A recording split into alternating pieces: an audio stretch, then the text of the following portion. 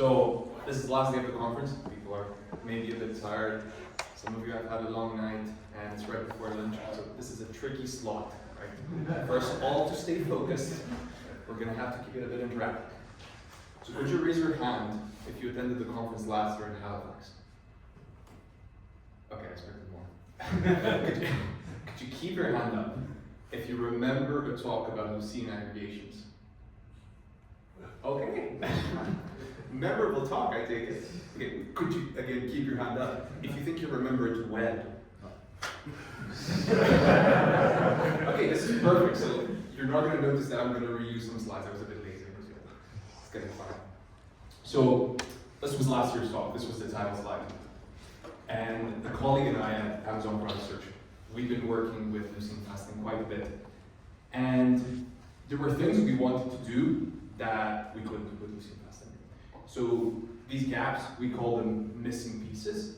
And we talked about them last year, and about the work we've done on them, about work that other people have done in this area, and compared to other search engines. And I thought, a year has passed, we could talk about this again. We could see what's happened in this past year in Lucene fasting.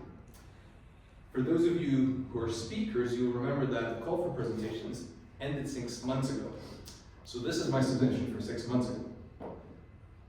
Over the past 2 months, I've been stressing over the fact that I no longer agree with the premise. I think this is totally wrong. Lucene has a new aggregation engine. It's come out in 9.12, so the latest release. And I personally really like the new aggregation engine. And I think as we go through this presentation, but I'm hoping all of you will start to like it as well. This new aggregation engine, it's also a result of requirements at Amazon Product Search. And it's mostly developed by these two colleagues of mine. Right now it lives in the sandbox module because it's just come out. It's a lot of new code prone to change. What I want to highlight here is we've iterated on it in the open, and I think that's already proven itself to be the best thing for Amazon, for Lucene, and for the individual developers. So how am I going to reconcile the fact that I no longer agree with the talk I submitted? Here's this timeline. So what we're going to do is we'll go through the same missing pieces from a year ago in the same order, and we're going to cover what things were like a year ago, what things are like without the new aggregation engine, and what things are like today in Lucene 9.12. By now I've already said aggregation a lot. So what do I mean by that? I'm hoping this page looks familiar to a lot of you. So this is standard Amazon search page. I'm looking for running shoes. Can someone tell me where aggregations come into play on this page? Facets. Do you want to say that louder? Or is this facets? Yeah, right. So the filters over here on the left, also known as facets. This is where aggregations come to play. Houston? Well, if you have multiple products under each of those little pages, maybe the pricing, getting the lowest price for any of the colors available. Yeah. Yeah, that would be an interesting use case. Does it power the counts of reviews? Like I can see 4.3 little star icon, you know. Counts of reviews. Number of reviews per one. Yes. No, I don't think so. Not the number, maybe choosing which facets to show. Yes, okay, I like all of these ideas. Really good ideas. So you're right, that primarily it's the filters over here. So I'll take Adidas as an example. The reason we show Adidas is because we've gone over the map set and we've counted products that are by Adidas, and there weren't 0 of them. So it made sense to show this filter. We wouldn't show a filter if there weren't any matching products. You pointed to a more interesting use case. I'll give another example. Imagine, instead of just doing a basic count as an aggregation, what if we averaged over the number of sales for products belonging to that brand? So then we could display brands that have more sales closer to the top instead of under this see more thing, because those are more relevant, right? People probably want to use them more often if those brands sell more. That's the introduction. Now we're getting into the actual missing pieces, so the meat of this presentation. Quick counterpoint to that, but wouldn't that be like a self-feeding loop, a feedback loop that if you are promoting? I get your point. Let's come back to that at the questions because that's a bigger topic. Okay. So, first missing piece, dynamic aggregation groups. I'm gonna mostly be using books as examples. So, books might have facets such as the author, the genre, the language it was written in. And then an aggregation group could be determined by a particular instance of that facet. So, for example, all the books written by Jules Verne, they might be a group of documents where it's relevant to perform an aggregation over them with respect to Jules Verne. And the same would go for books in the French language and books in digital format. In Lucene, these aggregation groups are mostly determined at indexing time through facet fields indexed on the documents. There's an exception, numeric fields. So with numerics, you can determine the ranges you want to facet over at query time, right? Your query will specify the ranges. We'll talk more about that later. But mainly, aggregation groups are determined at indexing time, which is not very flexible. In the new aggregation engine, it's different. We have this document here, it's a stand-in for a book. And we have these new classes called facet cutters.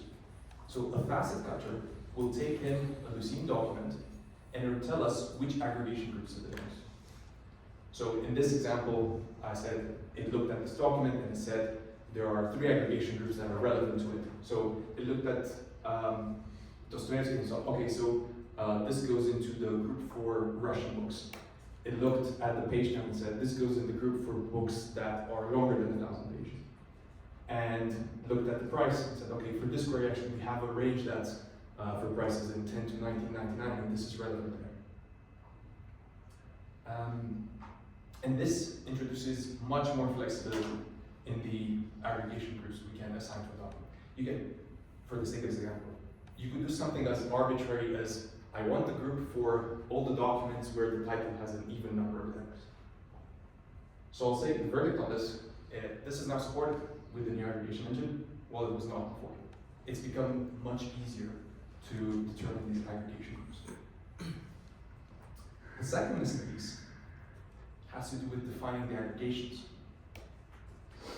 Lucene has just 3 aggregations basically: a count, a sum, and the max. Could you define your own aggregation?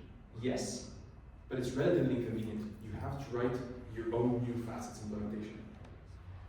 And I think the reason that's not easy to do is because we didn't have a standalone accumulator object.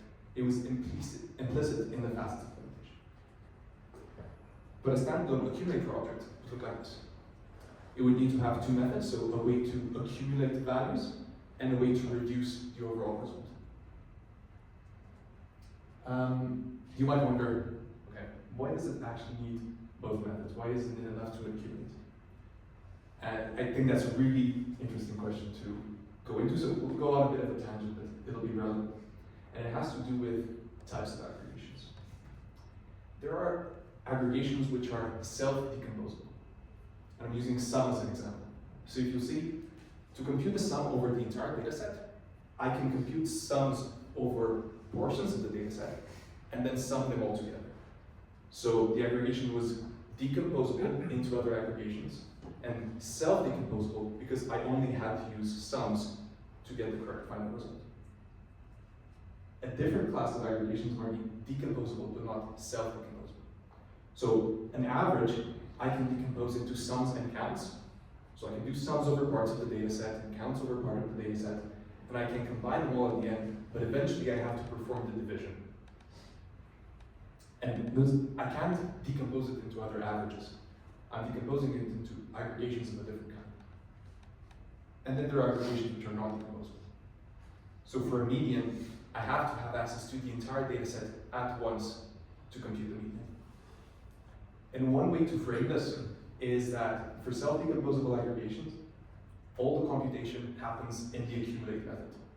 So as I'm accumulating a sum, I have the result there. For a decomposable, not self-decomposable aggregation, I'm doing computation in both accumulate and reduce, right? I'm accumulating sums and counts, and then I'm reducing by doing a division. And for non-decomposable, all the computation happens in reduce. So effectively, accumulate is just gathering the data set, but then reduce is actually computing the media. Now, in the new aggregation engine, we have these recorders.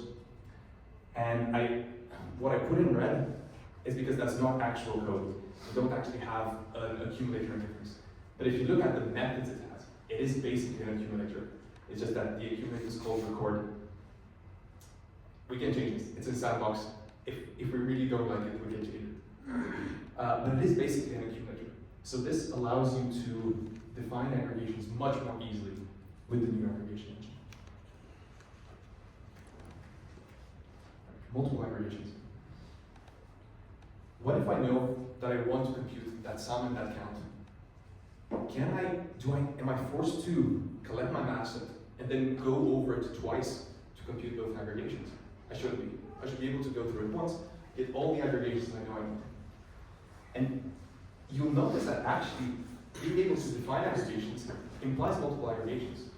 Because if I'm able to define an average, by implication, I must be able to compute a sum and a count at the same time. There was actually a PR for this. So last year, I already had a PR. I never merged it because I wanted to refactor the taxonomy facets instead. And the refactoring actually made it so that we have counts always for taxonomy facets and potentially an additional aggregation. But by then the code had diverged to match and this didn't get merged. It's important to understand though how the paradigm is different with the new aggregation engine. So at the top is old way of doing things, at the bottom new way of doing things. So the old way was we go and match everything, we have our match set, and then separately we go and start fasting over it. And we go over it once and get the sum, and we go over it again, a count. And my concern was, can I just go over it once? But in the new aggregation engine, matching and faceting happen at the same time. So as I'm collecting results, I'm also performing the aggregations. And I'm performing an arbitrary number of aggregations. So I'll say it's not working in the way I expected when I was talking about this as a missing piece a year ago, but it is effectively doing as many aggregations as you want in one pass of the match set as it's building the match set. And this has performance implications. So big numbers here. Disclaimer, this is on an Amazon dataset. You can't expect that you'll get the exact same results on any dataset. Most of the latency reduction is because there's inherent parallelism in collecting, which there wasn't in faceting. So most of the facets were not parallel. You can expect to get a latency improvement. The throughput improvement is mostly because we're able to reuse doc values across phases. They're not really two phases anymore, and across different facets instances. And this is where it depends on your query set and on your data, right? Because if you're only doing counts, you're not going to see a throughput improvement because it's not very demanding computation. You'll still see the latency improvement. So the verdict on this one is a bit weird pre-912 because you could do exactly 2 aggregations, but not an arbitrary number of aggregations. Definitely supported in 912, though again, not in the way I envisioned it. Aggregation expressions. Okay, this might be a bit of a tricky one. So here's the distinction I want to make. At the top, we're aggregating over an expression, right? Aggregation in red. You can't do this. This is fine. At the bottom, we have an expression where aggregations are terms in that expression. Again, aggregations in red. This you cannot do.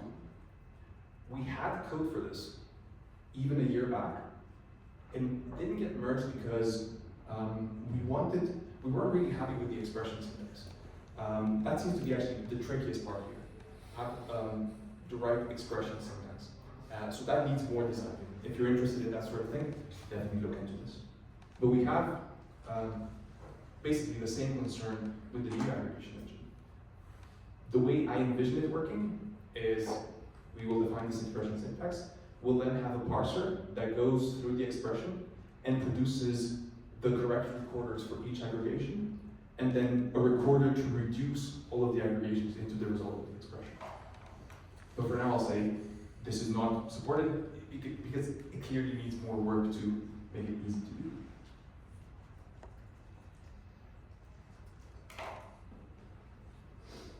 Okay, this is a larger example. At the bottom again, books are documents. We have the books at the bottom, and then we have hierarchical facets over it.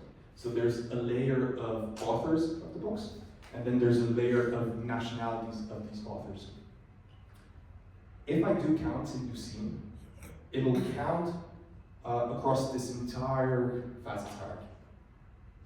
But what if I know from my use case ahead of time that I only care about counts for Dostoevsky and for British? Why should I be computing counts across the entire thing? It seems inefficient. With the new aggregation engine, right, we have these cutters, if you remember. So a cutter will let me assign documents to aggregation groups in a very flexible way. So I can't say that I only care about Dostoevsky and British. So we actually implemented that, and we found that performance improvement was not significant. So that cutter got removed in the final version of the aggregation engine. So I'll say that the verdict on this one, I'll give it a soft pass, because it was implemented, it didn't seem worthwhile. If you have this use case and you think it does make a difference for you, you can always implement that cutter, or you can ask me and I'll send you the link to the commit where it got removed and you can revise it.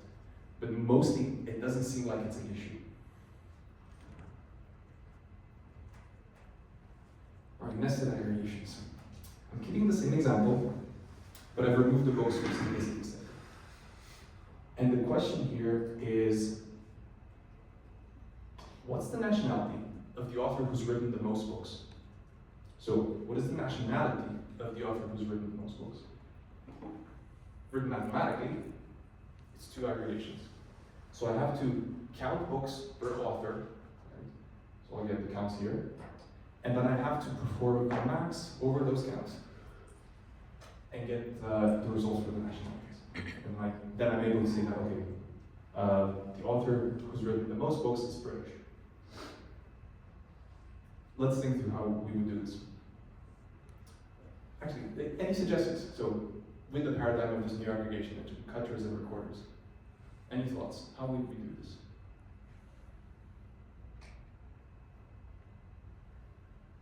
It looks like you can propagate them up your tree. Propagating is, I think, the trickiest part here.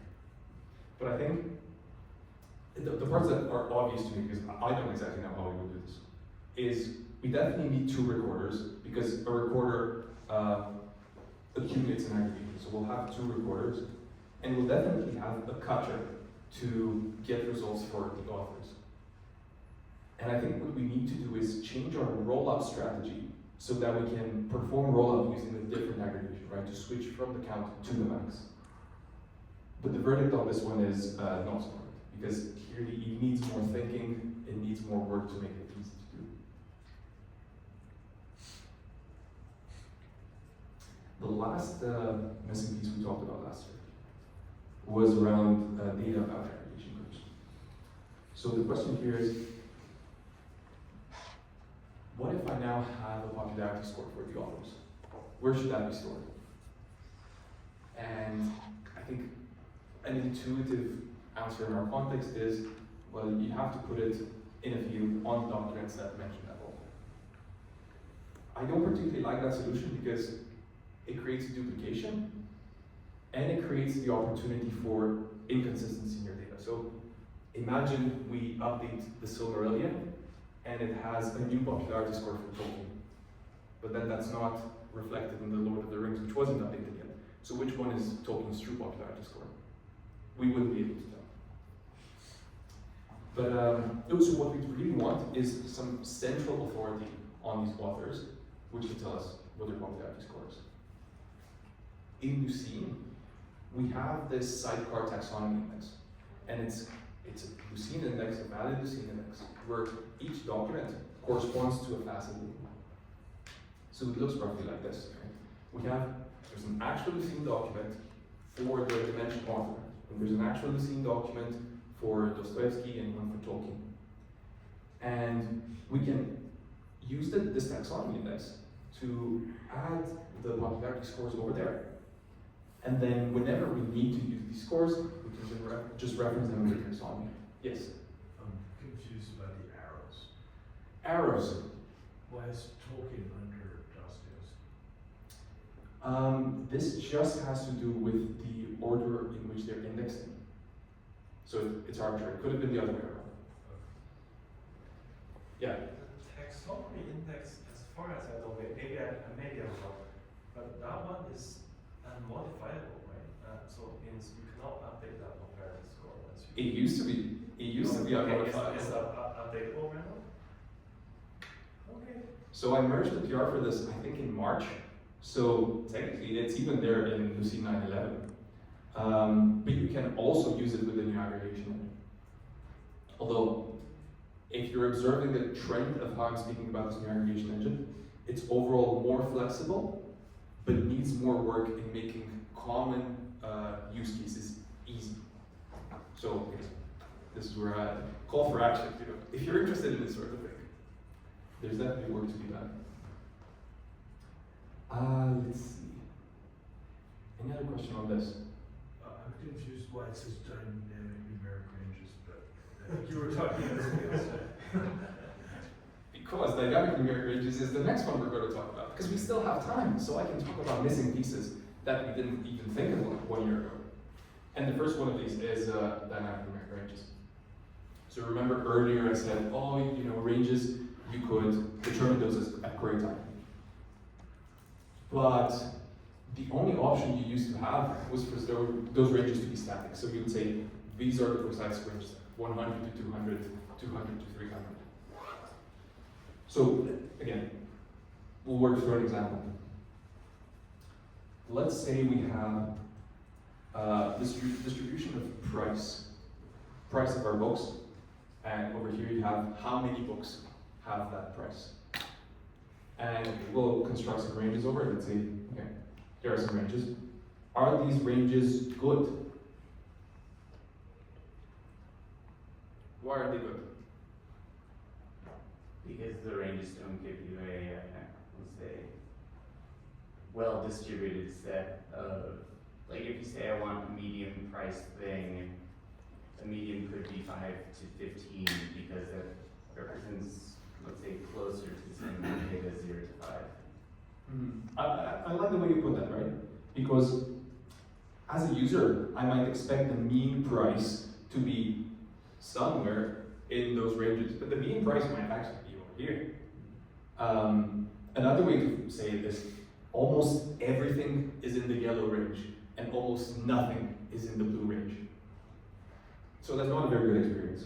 And you might think, well, I just need to tune my ranges, but will you do that in a way that works for all queries? Will you do that in a way that works if your underlying data changes? No, so you'll need a different solution. And the different solution is dynamic ranges. So what happens with dynamic ranges is the query only says, I want 4 ranges. Then we produce the match set, and we make ranges that have roughly equal number of results in each range. So this might be, these are probably better ranges for this query, right? You see that the yellow one has got much narrower because a lot of the products are relatively cheap. What is the function you're using for that? Are you using quartiles? I mean, how are you determining the dynamic? Because you're basically saying it's going to be a more even distribution based on that. Okay, I think I have time to answer that. So, I like talking about this. How do we do this? I'm hiding some of the complexity and talking about making ranges that have roughly equal numbers of documents in them. You can actually do more interesting things. So, there's a more general concept here of equally weighted ranges. So you could weight them by something else. But if your weight is 1, you're effectively doing ranges that have roughly equal numbers of documents. The way that works, and I'll go with a simple example. You collect your map set, then you sort it in order of price, and you know how many results you've collected.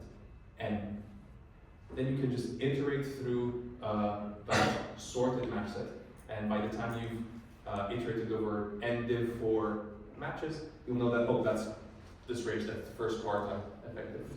And you keep going back. Does that make sense? Right. Thank you for the question. So I want to highlight here as well that these people are mostly the people who thought this up and implemented it, again, for Amazon product use case. I mostly just moved it to open source recently. But by coincidence, this also got version 9.12. It's not strictly part of the new aggregation engine. So you don't have to be using the new aggregation engine to get dynamic ranges, but you can also use it with the new aggregation engine. The actual last missing piece I'm going to talk about has to do with float aggregations. So this is a bit of a pet peeve of mine. You'll all know that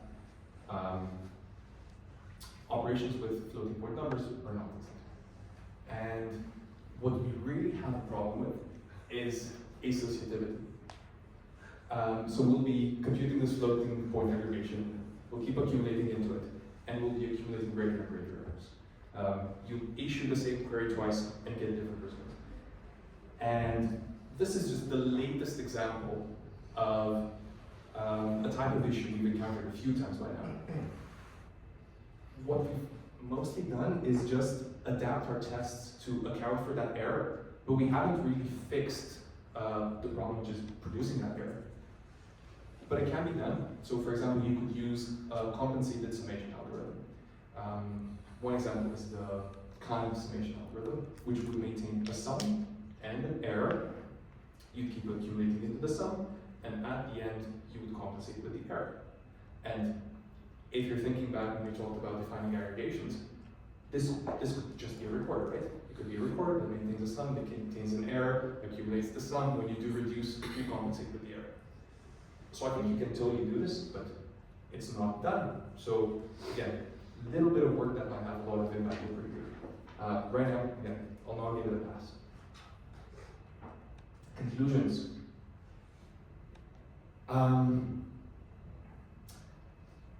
This new aggregation engine, it's more performant, it's more flexible. Like I was saying, it needs work in making common use cases easier, in providing some good defaults. It needs work in new benchmarking tasks in Lucene util, doing the actual benchmarking. But I'm hoping to hear from all of you what needs you have in the aggregation space. Because I'm hoping Lucene can fulfill those. And I think it's getting closer there. When this new aggregation was being developed, I wasn't thinking about it in the context of those missing pieces from last year.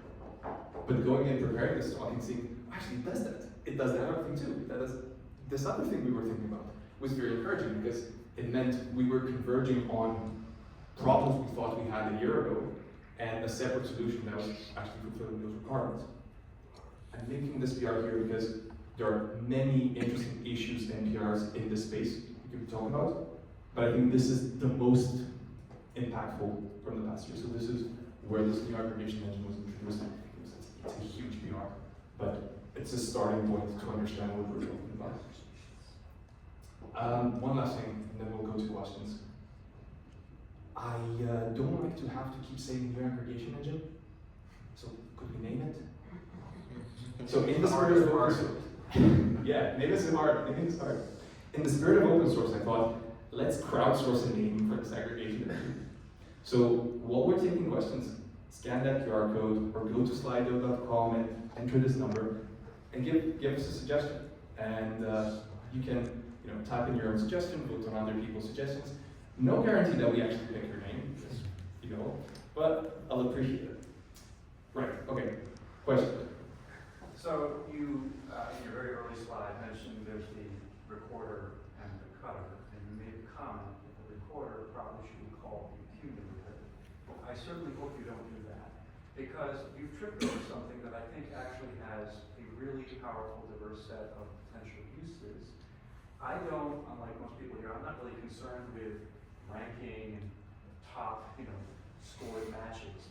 I do natural language processing as a data scientist. I use Solar, Lucene, as a way to analyze language for corpuses I'm not familiar with. And so ironically, for me, when I do faceting, yes, I can see the most common words or phrases that are being used. The real value to me, which I, for example, in Solar can't easily do right now, is to not see the head of the long tail curve. It's to walk down and see parts of the tail, right? So I can't right now go, and for this I probably could do, say, let me see, let me walk that tail part and see these less frequent phrases or terms to understand a language that may correlate to the model that I'm trying to build. So this notion of a recorder, I think, is actually more appropriate. It can be certainly used as an accumulator, but it could also be used for other types of lexical analysis where you're trying to not just find the top portion, right? Because you basically now have a function you can apply, and as you said with the dynamic part, right, I could basically do that segregation, and now I can find those sub-portions that are more relevant as a linguist than maybe for somebody who's actually just doing shopping right. Okay. It's good to know about people's use cases. As far as I think, do you want to weigh in on an issue? Please do. I think some people like the record learning. The reason I personally, I'm not totally sold on it is because it doesn't communicate the idea of computation happening, of that reduce. It only communicates the idea of gathering things. It records things. But I think the fact that it actually computes something is quite important as well. Maybe there's a better name than accumulator and then recorder that we can come up with. Is Kahan's, because I don't know, is Kahan's summation slower than the usual algorithm? Because if it is slower, maybe people are okay with slight errors. Yeah, it is slow. So it does multiple additions and subtractions for the one addition you would normally do. We don't have to replace the person, right? You can just write in your recorder, that's consummation. And for people who care about their results being precise, they can use that. However, it's not the only algorithm.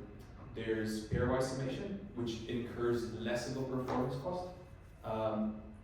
So we can definitely explore there and find a balance between performance and accuracy.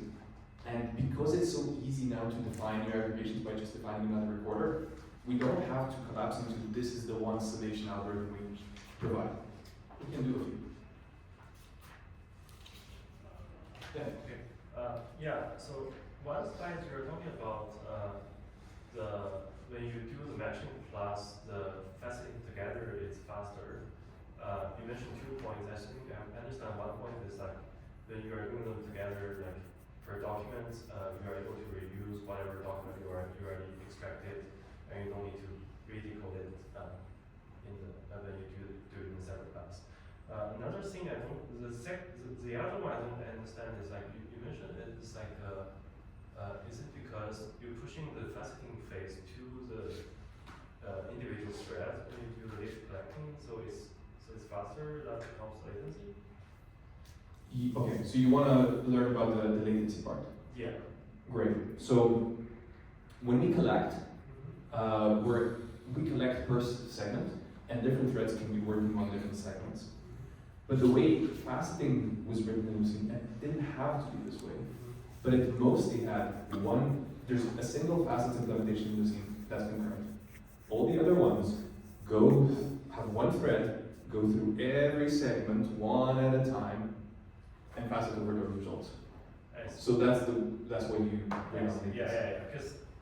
Because I was thinking like you can always make it concurrent and even in doing the 2-pass fashion. Yes, you could. I think let's speculate. Let's say we were using the old model in 2 phases, but we made fasting concurrent. I still think you would incur a slight latency Yeah, we penalty will have some overlap. because you have to do the coordination plus. Yeah. So, I think I gave an eerily similar talk about this back in one of the Oh, revolutions. no. Yeah. No, it's just like, we did it for solar, probably should have put it in Lucene instead. But, so, I think there's a lot of things that we can take from that and bring to the, I guess, new aggregation engine. And one of them is that so it did support like computing all of your facets at once in one collection phase. And so basically all of the statistics and mappings, because we called it like, I guess, the reductions were probably reductions and mappings for changing a field to another thing. All that was kind of generated as like a single direction graph, right? Where you have all the things you need to take from the index, and that gets, you use those values to create new values.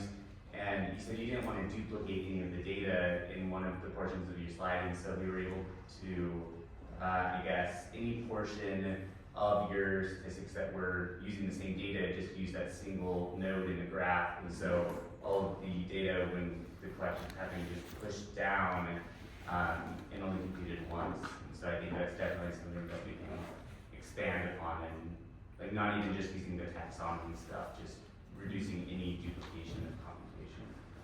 That's great. See, it's really good to see that we're converging on the same thing, saying Yeah. solar and Lucene.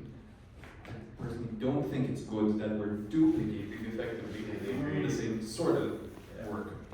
So that's right, definitely want to hear more from people using Lucene and from people in solar. How can we make it so that aggregations in Lucene are so great you don't need to have something else?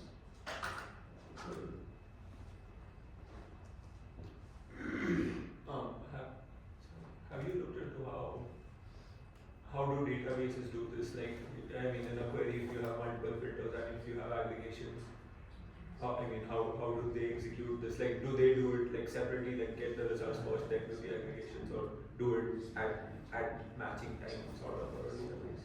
Yes, I don't know. I'm not a database guy. I actually don't know. Here's a question. You said one of the to-dos is the expression language, right? Have you considered using SQL? Which I think you made that suggestion a year ago when we spoke about this. So yes, I have considered it. But it makes sense in a way, right? It's such a developed language. Why not just use it? I think I don't know. I remember there was a talk on the cow site last year, which we also thought was quite relevant for this. But it's a tricky thing. It seems, isn't it a bit strange to use SQL on Lucene? It feels a bit strange. But maybe it makes sense. I don't know. Maybe solar folks have more familiarity. Is there a SQL like interface in solar? Yeah, we use Palsite for it. Yeah. But you still need to build all of this. Right. It's not going to do all the work, but at least gives you the language. So Yeah. you don't have to invent it. Yeah, Jason. I think one limitation in Solar that we found with using SQL is a query language is that it oversells like what can be done efficiently. Yeah. Like people are used to their SQL queries and they say, why can't I just run this in Solar? Like it works as a SQL query. Why can't somebody do this efficiently? I would imagine you might have the same problem. Yeah. You suddenly have to do joins and all kinds of other Just stuff. because we only have 1 minute left. You asked the question earlier, which I said we'll get back to, right? Yeah, I mean, since you mentioned that you could push the results which are the process and more further up, it was, and I said it could be a self-feeding loop that way that it can never be able to discover the items down the facet. Yes. facet list, so. Okay, gotcha. Yes, that is an interesting question, right? But I think it's a much bigger question. It's not a Lucene question. Not exactly. It's about the sort of models you train to find spontaneity. It's about how you do that. Definitely a very valid question. I was just gonna say, I wrote in, like when we did this for solar, I wrote a whole new language for it because SQL does a lot of things, but like these complex aggregations that you might want to do facets within facets, being all at the same time, some like independent of each other. Like SQL was a little basic for that, but also complex for other things that we couldn't do. So it was not necessarily A to A. Yeah. Well, maybe the way forward is to start with what you did and see if that could, I don't know. We can just see where we are. Yeah. So how does Fuller do it differently from Lucene today? So there's like 4 ways. Okay. Yeah. There's like forecasting implementations and Oh, stuff like that. forecasting implementation. The one I'm talking about is just one of them. And, Does it have a name? The analytics combined. Okay. and what field does it use underneath? Like what Lucene field type does it use underneath? You've got like, what do you mean field type? It just uses value sources on top of the field types. In Solar, I think none of the aggregation groups are returned at indexing time. Yeah. All of it is done query time. Yeah, it's So all again- collector based. So then you don't use passive fields at all. No. Yeah, that's what I was asking. So you don't use Lucene taxonomy index. You don't No. use. This is all written a long time ago. The solution Nothing is predates when the Lucene stuff was added, which is why there's. Even the fourth one. We're just about out of time. Does anyone have any burning questions they feel like you have to ask now? Yes. When you do the groups, you said we sort the list. Do you actually sort all of it, or do you just sort to the place to get compiled? For the dynamic ranges, Yeah. sort all of it. We got a good algorithm. So, okay. Let's talk about that. I have an issue open to make it more performant because I think we can do something smarter.